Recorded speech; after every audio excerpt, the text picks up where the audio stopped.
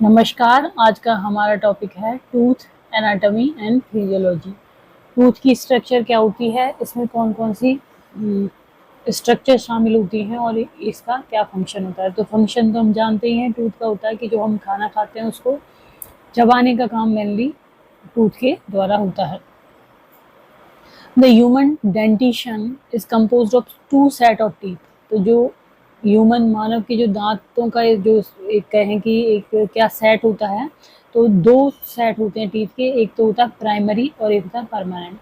Primary को deciduous teeth भी कहा जाता है क्योंकि ये जन्म के कुछ सालों बाद में गिर जाते हैं, और परमानेंट टीथ जो रहते हैं वो हमेशा रहते हैं।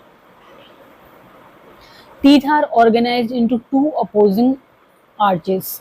तो जैसे कि ये ऊपर वाला जबड़ा हो गया, नीचे वाला जबड़ा, तो दो आर्च में ये क्या होते हैं, सेट रहते हैं। तो जो ऊपर वाला आर्च रहता है ये तो कहलाता है मैक्सिलरी, और लोअर वाला कहलाता है ये mandibular. Maxillary and mandibular. This can be divided down mid line mid sagittal plane onto left and right halves. तो यदि इसको हम देखें तो यहाँ पर जो मिड सैजाइडल प्लेन है इससे ये लेफ्ट और राइट में डिवाइड होता है, जो सेट होता है मैक्सिलरी और mandible. Teeth are positioned in alveolar socket and connected to the bone by suspensory periodontal ligament. तो टीथ कहाँ पर पोजिशन होते हैं, टीथ जो ये होते हैं पोजिशन होते हैं, ये एल्वियोलर सॉकेट्स होते हैं जिसमें ये टीथ पोजिशन रहते हैं, और ये बोन से कैसे कनेक्ट रहते हैं, सस्पेंसरी पेरियोडोंटल लिगामेंट के द्वारा। अब आता है प्राइमरी एंड परमानेंट डेंटिशन। तो primary dentition is composed of 20 teeth. जो प्रारंभिक जो दांत होते हैं वो कितने होते हैं, 20 होते हैं, जिसको हम दूध के दांत भी कहते हैं। With in 10 in each arc. तो जैसे मैक्सिला वाला और मैंडिबल, तो इसमें 10 होंगे दांत और इसमें 10 होंगे टेम्परेरी टीथ जो होते हैं। There are 5 teeth in each quadrant. यदि इसको हम क्वाड्रेंट में यानी 4 भागों में डिवाइड करते हैं तो यहाँ पर 5, यहाँ पर 5, यहाँ पर 5 और यहाँ पर 5, ऊपर वाले में 10 और नीचे वाले में 10। Composed of 2 incisor. दो तो क्या होते हैं, बीच वाले इंसीजर होते हैं, सेंट्रल एंड लेटरल। एक कैनाइन होता है यहाँ पर, और 2 मोलर होते हैं। इस तरह से ये 5 होते हैं, 2 इंसीजर, एक लेटरल, मतलब कि एक सेंट्रल हो गया और एक लेटरल इंसीजर हो गया, ये कैनाइन हो गया, और 2 मोलर। तो इस तरह से 5। इसी तरह से इधर एक सेंट्रल और एक लेटरल और एक कैनाइन और 2 मोलर, इस तरह से होते हैं ये। These teeth are referred to as letters। अब इनको किस लेटर से रेफर करते हैं, A, B, C, D and E। The primary teeth begin to erupt at 6 month of age। तो 6 महीने पे ये erupt मतलब कि निकलने लग जाते हैं।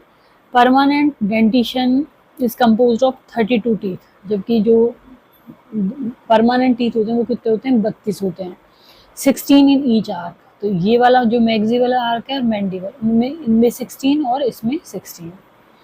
ईच क्वाड्रेंट में कितने होंगे, 8, यहाँ पर 8, यहाँ पर 8, तो ये टोटल 16 हो गए। ऐसे ही 8 और 8 16 हो गए। कंपोज्ड ऑफ 2 इंसीजर, सेंट्रल और lateral, A canine, 2 premolar and 3 molar. इस तरह से होते हैं। 2 तो इंसीजर हो गए एक क्वाड्रेंट में, फिर आ गया एक कैनाइन, फिर 2 प्रीमोलर हो गए और 3 मोलर हो गए। इसको हम इस चित्र से देख सकते हैं। ये वाला तो अपर आर्क है और ये वाला है लोअर आर्क, ठीक है। ये वाला हो गया क्वाड्रेंट, ये क्वाड्रेंट, क्वाड्रेंट और क्वाड्रेंट। तो हम एक क्वाड्रेंट को लेकर चलें यदि, तो ये तो हो गए 2 इंसीजर, जिसमें ये हो गया सेंट्रल और ये हो गया लेटरल। ये वाला हो गया 6 नंबर पे कैनाइन, फिर ये हो गए 2 प्रीमोलर, और ये 3 जो हो गए वो क्या हो गए, मोलर। इसी तरह से इधर भी ये सेंट्रल में इंसीजर, लेटरल में इंसीजर, कैनाइन, फिर 2 हो गए प्रीमोलर और 3 हो गए ये मोलर। इस तरह से ही लोअर आर्क में भी इस तरह से ही होते हैं जैसा कि इसमें दिखाया गया है। These teeth are referred to as number 1 central incisor to 8। तो यहाँ से 1 से चालू होगा 8 तक। थर्ड मोलर और विजडम टीथ। तो जो मोलर वाला है वो क्या कहलाता है, थर्ड मोलर और wisdom teeth. The permanent teeth begin to erupt and replace the primary teeth at 6 year of age. तो प्राइमरी टीथ जो होते हैं वो 6 साल तक निकल जाते हैं और फिर परमानेंट टीथ इरप्ट होने लग जाते हैं। The permanent teeth complete eruption, पूरी तरह से कब तक निकल जाते हैं, अप्रोक्सीमेटली एज 13 ईयर तक पूरी तरह से निकल जाते हैं, with the exception of third molar, जो विजडम टीथ होता है वो 21 साल की एज पर निकलना चालू होता है, तो ये एक्सेप्शन है, बाकी सब 13 ईयर तक निकल जाते हैं। यदि हम टूथ स्ट्रक्चर की बात करें तो मेनली दो पार्ट में डिवाइडेड होता है ये, क्राउन एंड रूट। जैसे कि ये वाला जो पार्ट होता है ये क्राउन, और रूट होता है नीचे वाला पार्ट, इस तरह से होता है इसका। तो अभी देखते हैं चित्र में इसको। तो यहाँ पर दिखाई गई है ह्यूमन टूथ एनाटॉमी। इसका ये जो वाला पार्ट है ये तो कहलाता है क्राउन। यहाँ पर जो पार्ट है जो कि इसमें सॉकेट में एंटर कर रहा है ये कहलाता है नेक, और ये जो पार्ट है ये कहलाता है रूट। ये सारा पार्ट क्या कहलाता है, रूट कहलाता है। तो तीन भागों में हो गया, मेनली क्राउन ऊपर वाला जो ऊपर दिखता है और अंदर रूट। तो ये जो क्राउन वाले पार्ट को ये लेयर कवर की रहती है तो कहलाती है इनेमल। फिर यहाँ पर इनेमल के नीचे की तरफ होता है डेंटाइन, और ये होता है पल्प चैम्बर, ये एक तरह से पल्प है। और ये है जिंजीवा, गम, ये वाला पोर्शन है गम। और ये है सीमेंटम, जो कि ये जो रूट है इसकी कवरिंग जो होती है सीमेंटम। ये वाला वो पोर्शन जो है वो है बोन, ये वाला पोर्शन। और नर्व एंड ब्लड सप्लाई होती है यहाँ पर, ये जो है ये नर्व एंड ब्लड सप्लाई हो रही है इसको। तो ये हो गई स्ट्रक्चर टूथ की।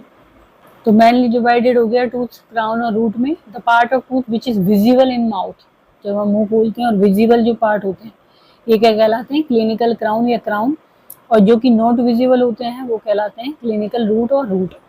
इनेमल क्या है, अब enamel is robust avascular hard tissue है विद हाई मिनरल कंटेंट, इसमें मिनरल कंटेंट हाई होता है, एवेस्कुलर होता है ये। It is in effect design to provide thermal insulation for tooth, tooth के लिए ये थर्मल इंसुलेशन का काम करता है। And protect the internal vital tissue from destruction, जो टूथ के जो वाइटल टिश्यूज हैं अंदर वाले उनको डिस्ट्रक्शन से, उनको नष्ट होने से बचाता है।